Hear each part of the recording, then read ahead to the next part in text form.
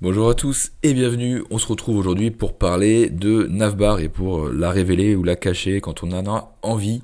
Donc on va voir trois cas de figure différents. D'abord, on va commencer avec une navbar et puis on va dire que quand on scrolle, on aimerait que ça, au bout d'un moment, ça disparaisse pour laisser l'utilisateur voir correctement le site. Deuxième cas de figure qu'on va faire, c'est qu'on la navbar, on va la cacher de base et quand on scrolle, on va dire, là tu me la révèles, d'accord. Donc c'est l'inverse de ce qu'on a fait du premier cas. Et enfin, dernier cas, le plus intéressant à mes yeux, parce qu'il permet de faire du JavaScript un peu plus complexe, ce qu'on va faire, c'est que on va dire, quand on descend la navbar, on veut la cacher, on veut que l'utilisateur il ait vraiment la pleine page, qu'il puisse voir bien tout le site. Par contre, quand on remonte, c'est-à-dire que là, on se peut se dire, ah, l'utilisateur il a peut-être envie d'aller ailleurs dans le site, on lui propose la navbar pour qu'il puisse naviguer. Donc ça, c'est le dernier cas de figure qu'on va faire. Donc sans plus attendre, on va commencer. Ça va aller assez vite puisque j'ai déjà codé la navbar que vous voyez ici, donc absolument classique. J'ai mis un ID pour pouvoir le retrouver plus facilement en JavaScript, un H2, et puis voilà, une petite navigation, la section pour mettre une photo, bon c'est juste pour simuler un site. Le style, il tient sur 30 lignes, voilà, c'est assez rapide. Et donc ce qui nous intéressait, c'est de faire les trois cas de figure que je vous ai expliqué au tout début. Tout premier cas de figure, donc on va cacher la navbar dès qu'on descend un certain nombre de pixels. Donc comment est-ce qu'on va faire ? Eh bien, forcément, on va se dire, je vous explique un peu comment on peut s'y prendre quand on code en JavaScript. On se dit, bon, j'aimerais créer un comportement quand je scrolle. Donc déjà, vous vous dites, ok, je dois créer un événement au scroll. C'est ça le truc clé qu'on doit faire. Donc créer un événement au scroll, c'est window.addEventListener. Le type d'événement, c'est le scroll. Et ensuite, on balance une fonction fléchée donc, qui s'exécute à chaque fois qu'il y a un scroll. Donc on va pas plus loin que ça. On s'arrête là. Et on dit, par exemple, ça scroll. Ok, regardons, c'est bon. On voit que ça scroll, donc à chaque micro-mouvement de la molette, ça déclenche un scroll. Et si vous êtes sur pavé tactile, c'est encore pire. Ça peut même être buggé par moment. Enfin, ça va. Enfin, faut pas faire des trucs trop complexes, on va dire, sur pavé tactile. Et donc voilà. Ok, ça fonctionne. On a la preuve que notre événement au scroll fonctionne. Et donc maintenant, j'aimerais quand je dépasse un certain nombre de pixels, je révèle la navbar. Donc là, j'aimerais me dire, bon, ok, il faut que je récupère combien de pixels je scrolle. Il y a une petite méthode pour ça. Enfin, c'est pas vraiment une méthode, hein, ça s'appelle window.scrollY. Donc c'est un élément du BOM, du Browser Object Model, donc du navigateur. Donc window.scrollY, c'est un truc assez magique, ça nous dit à combien on est de scroll en pixels. Là, vous voyez que je suis à 100.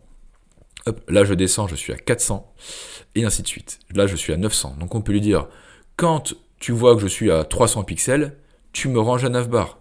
Et c'est pas dur à faire, puisque on l'a en pixels l'élément. Donc on crée un événement, on récupère le nombre de pixels qu'on a, et donc maintenant, il faut conditionner tout ça. Donc on va dire if, si jamais window.scrollY, qu'est-ce qui se passe ? Il est supérieur en pixels à 300, eh bien, j'aimerais que la navbar, tu me la caches. Donc comment je sélectionne, comment est-ce que je pointe la navbar ? Là, il faut que je lui injecte du style maintenant à ma navbar.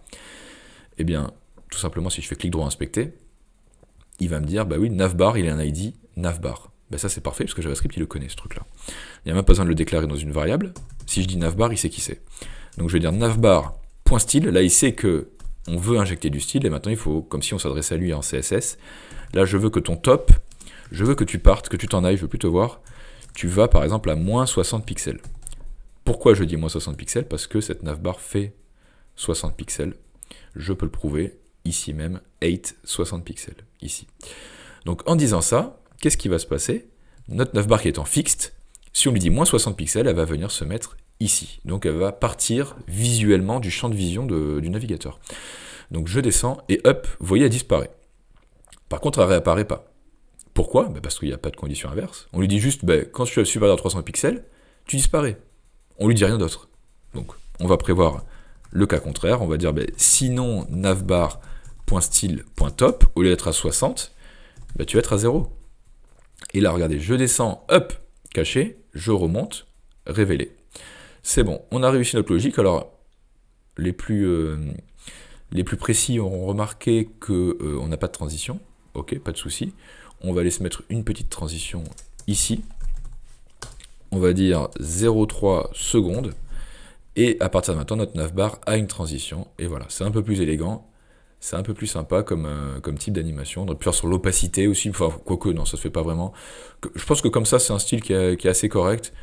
Peut-être que si on l'allonge un petit peu, ouais, bon, ça peut être plus élégant. Après, ça dépend du site que vous faites. Si vous faites un site un peu dynamique, il faut faire des transitions assez dynamiques. Si vous faites un site assez classe, assez aéré, vous pouvez faire des transitions plus lentes, d'accord? Ok, donc ce cas de figure, il est bon. Ensuite, nouveau cas de figure, je vous ai dit, là, j'aimerais plutôt qu'elle soit cachée de base et qu'on la révèle quand on commence à descendre. Par exemple, on va garder 300 pixels.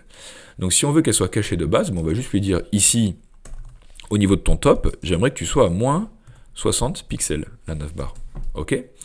Donc de base, elle est cachée, mais il faudrait juste dire, ben, au lieu que ce soit quand on dépasse 300 pixels, tu la caches, j'aimerais que quand on dépasse 300 pixels, donc quand window.scrolly, enfin là c'est plutôt quand window.scrolly est inférieur à 300 pixels, tu la caches, sinon tu la révèles. Mais bon, la logique, elle n'a pas bougé, c'est juste qu'on a juste changé le sens de ce signe supérieur, inférieur, et donc, tac, là on la révèle quand on descend plus bas dans le site. Et si jamais on remonte, on a une belle page d'accueil, une page où on voit absolument tout. Ça peut aussi se faire. C'est deux cas de figure que je vous ai montré qui se font sur beaucoup de sites. Maintenant, le dernier cas de figure, c'est celui que je préfère. Ce que j'ai envie de faire, c'est que quand l'utilisateur surfe, on lui montre pas la navbar, on le laisse lire le site correctement, parce que c'est vrai que des fois les navbars elles prennent tellement de place qu'on voit pas, on n'a pas une lecture qui est agréable. Et par contre, quand on remonte, ça veut dire qu'on a peut-être envie d'aller ailleurs. Là, la navbar, on lui révèle. Donc ça, c'est assez intéressant à faire. Donc ce que je vais faire, c'est que je vais commenter cette partie-là.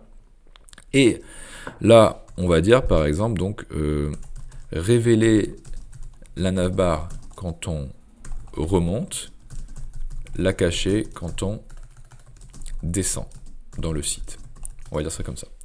Donc, qu'est-ce qu'il faut qu'on fasse? Bon, il faut quand même qu'on fasse un événement. Donc je peux récupérer ça quand même. On va dire quoi? On va lui dire up, up, ok. Ce que j'aimerais faire, c'est que quand je scroll, donc déjà on peut tester si notre scroll fonctionne, donc on va dire toujours le fameux window.scrolly, up.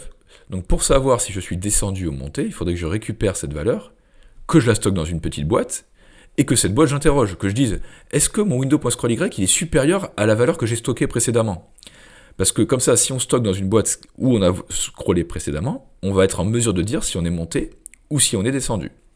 Donc ce qu'on va faire, c'est qu'on va se créer une boîte, on la crée à l'extérieur, comme ça on y a accès à tout moment, on y a accès, enfin tout le monde y a accès, l'événement, à chaque fois qu'il est relancé, il a accès à la valeur, et on va dire last scroll value, donc la valeur du dernier scroll. J'initialise à 0, en vrai je pourrais l'initialiser comme ça, d'accord, mais j'aime bien dire au moins le type que ça va être, donc là c'est un type number, ok. Et donc là, on peut se mettre une petite condition, par exemple. Vous savez quoi, le console log, on va même pas l'utiliser, on va juste dire, bah, si jamais window.scrollY il est supérieur à last scroll value, donc la valeur de scroll qu'on va récupérer à chaque fois, qu'on va incrémenter, qu'est-ce qu'on fait? Eh bien, on va dire, on descend. C'est ça. Donc, valeur s'il faut, log, on monte. Il faut savoir qu'avec le scroll, on peut soit monter, soit descendre. On ne peut pas être au même niveau, parce que quand vous bougez votre molette de la souris, vous allez soit en haut, soit en bas. Vous ne restez pas au même niveau en scrollant, d'accord? Donc, on va dire ça comme ça, et bien sûr, il faut incrémenter à chaque fois que cet événement se déclenche. On compare la valeur de last scroll value avec où est-ce qu'on est en train de scroller. Donc, soit on descend, soit on monte. Donc, il faut incrémenter, il faut dire last scroll value. Qu'est-ce qu'on te passe comme valeur? Eh bien, on te passe où est-ce qu'on vient de scroller? Window.scroll Y. Donc de base, on démarre à 0.